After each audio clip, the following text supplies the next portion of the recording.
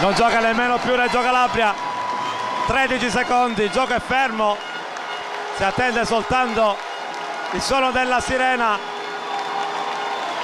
tutti già in campo, 2 secondi, 1 secondo, Fortitudo torna in A dilettanti dopo un solo anno di purgatorio e c'è l'invasione giustissima dei tifosi biancazzurri, perché è stata una sofferenza ma è stata una degna finale.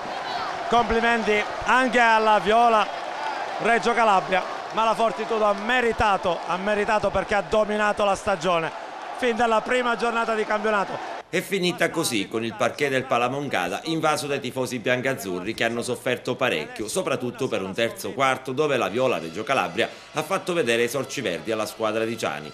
La Fortitudo quindi torna in A dilettanti dopo appena una stagione che l'ha vista assoluta protagonista. 3 sole sconfitte nella regular season, la vittoria in Coppa Italia, infine i playoff. Viola Reggio Calabria si è resa soltanto negli ultimi 10 minuti. I nero-arancio sono rimasti a corto di benzina, troppi gli sforzi compiuti in questi playoff dove erano andati avanti sempre al meglio di 3 gare. Al contrario invece la Fortitudo aveva nelle gambe 2 gare in meno ed in campo ieri sera questo ha fatto la differenza. La sfida con la Viola era cominciata bene per la formazione del presidente Moncada che nei primi 4 minuti aveva preso il sopravvento, ma proprio in quel momento è salito in cattedra il pivot reggino Agosta che non solo ha messo a segno canestri pesanti ma sotto i tabelloni ha fatto valere tutti i suoi centimetri. Ciani si sgola, cambia Santiago Paparella, per lui subito 2 falli, inserendo Anello, ma soprattutto inserisce Birindelli che rompe gli equilibri nel secondo quarto. Reggio si affida alle conclusioni pesanti e viene premiata restando in partita, 38-31 all'intervallo lungo. Nel terzo quarto, così come si era verificato in gara 2, la Fortitudo arranca, la Viola fa il massimo sforzo e vola a +9, qualcuno in tribuna in gradinata comincia ad avere i brividi, anche perché vede la squadra molto in difficoltà. Ma in questi momenti che un grande gruppo deve sapere reagire e la Fortitudo di quest'anno ha dimostrato di avere gli attributi. Bastano alcuni cambi di Ciani e il cambio di marcia di Mossi che fino a quel momento aveva offerto una prestazione senza infamia e senza lode per avvicinarsi alla Viola. Prima dell'ultimo e decisivo quarto il punteggio era di assoluta parità, 55-55. Gli ultimi 10 minuti sono emozionanti, con i biancazzurri che tornano ad essere padroni della gara e del loro destino. La difesa è impenetrabile e un attacco che non sbaglia quasi nulla tramortiscono la Viola, incapace più di rialzare la testa. Gli ultimi secondi sono praticamente inutili, entrambe le squadre non giocano più, soltanto l'apoteosi per i biancazzurri che tornano in A e stavolta per essere protagonisti. Sì, no, ancora difficile di credere, un anno che l'abbiamo cercato, un anno che ci provavamo, dovevamo vincere in gara 3, era più bello, non c'è altro da dire, una squadra fantastica, una città magnifica con questo pubblico, se lo dico al presidente che ha fatto tanti sforzi quest'anno per portarci qua. Rivicaro, Serie A. Ce lo meritiamo, abbiamo fatto un anno meraviglioso, abbiamo vinto tutto, abbiamo sofferto gara 2. Però forse è meglio davanti a tutta questa meravigliosa gente. Grazie Agrigento, io ringrazio tutti quanti. Serie A. Sì, l'abbiamo inseguita per tanto tempo e ci siamo arrivati alla bella davanti al nostro pubblico, non volutamente ma forse è la cosa migliore. Franco Ciani scrive il suo nome nella storia della Fortitudo con questa bella vittoria. Tutti scrivono il loro nome, io sono uno del gruppo ed è un gruppo straordinario.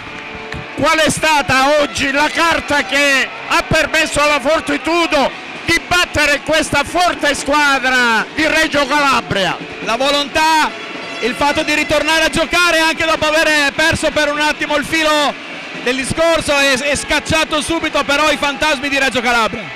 Questa gara a chi la dedica, questa vittoria del campionato?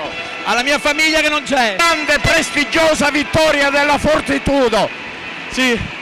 Come dicevo prima, abbiamo fatto una gara 2 un po' così. Bravo! Un po' così, è andata male. Ci siamo buttati un po' giù di morale, poi ci siamo chiusi in casa 2 giorni e siamo venuti a vincere in questo meraviglioso palazzetto che se lo merita, come tutta la città di Agrigento, come noi. E dai,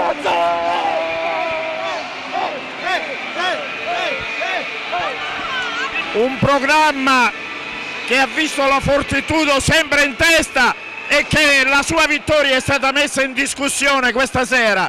Cosa si prova dopo una vittoria del genere? Guarda, questa è una vittoria bellissima perché è stata soffertissima, in quanto Reggio Calabria è una signora squadra, e gli faccio i migliori auguri che nello spareggio fra 2 domeniche possano raggiungere anche loro la Serie A. È un'emozione moltissima. Scusami una cosa, ma io vorrei dedicare questa vittoria alla mia famiglia e principalmente a mia moglie Antonella, che praticamente tanto mi ha permesso questa grande passione in giro per l'Italia tutte le domeniche. Grazie Antonella, ti amo sempre, ciao. Chi la dedico? Alla mia famiglia, innanzitutto a loro che mi stanno vicino in momenti difficili come è stato l'ultimo mese, e poi a tutto questo pubblico stupendo e a tutti quelli che voglio bene. Dopo la sconfitta di Reggio Calabria un po' tutti eravamo in apprensione, qual è stata la carta vincente? No, niente, anche loro sono una buona squadra, era difficile, lo sapevamo che non era una finale facile, non era scontata, infatti anche oggi abbiamo sofferto, però ce l'abbiamo fatta, siamo felici. Michele Giovanatto, grande gioia per questa bella vittoria. Fantastica, una vittoria meritata, sofferta, una vittoria che attendevo da 3 anni a questa parte. Tu che ormai sei agrigentino di adozione, penso che tu nel cuore la senti più degli altri. Sì, dopo un primo anno fantastico quando sono arrivato abbiamo fatto 2 anni un po' così in cui abbiamo avuto dei brutti risultati, in cui è andato tutto un po' storto. Quest'anno siamo ripartiti con la carica giusta, con la voglia di farcela e ci siamo riusciti. Bellissimo.